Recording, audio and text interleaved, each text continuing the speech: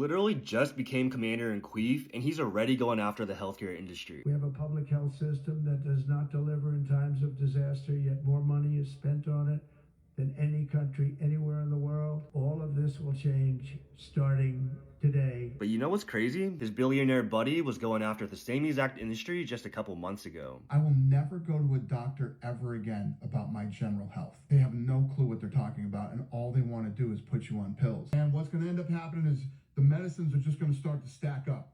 And before you know it, you're going to be on 14 pills with 10 different side effects from each one of them. Instead of taking pills and medicine, you put the raw materials back in that your body needs, which are supplements and things that you're deficient on, and the body does the work. This is where it gets interesting, because it was during this time that a lot of people were trying to cancel this man, Dr. Hubie Man. Watch what's being said during this interview with the Stanford professor. This is largely the mindset of Western medicine. You wait for an infection to start, a bacterial infection, you treat with antibiotics, and that's the way medicine is practiced. And that's become less successful over time as we've moved into this era of inflammatory Western diseases. We started to think a lot about how can we get out in front of this? How can we think about preventative ways? And this tremendous, beautiful body of literature started to come forward in the field that showed that the gut microbiome is absolutely critical to modulating our immune status. So if you change the microbiome, you can fundamentally change how the immune system operates. Basically what he's saying is diverse bacteria is really important for gut health. But the real question is, how do we get that kind of good bacteria? All of us, however, should be seeking to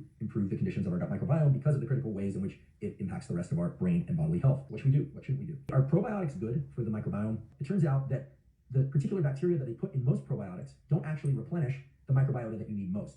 And I thought, oh, well, why don't they make ones that replenish the microbiota that you need most? And his answer was, well, they don't replenish those, but they replenish other ones that then in turn encourage the development of the microbiota that you do want. Now, before you start looking for some random probiotic, make sure that you grab one that includes both prebiotics and postbiotics. Unfortunately, most brands don't include those, but you need all of those in order to actually promote the growth of good bacteria. The one that I've personally been taking is this one from Goli. At this point, they probably have 20,000 orders and so many 5-star reviews. The only bad thing about these gummies are how quickly these sell out, especially during this time of the year. So if you can still see the link down right here, that means they're still in stock. If you can't, unfortunately, that means they're already sold out.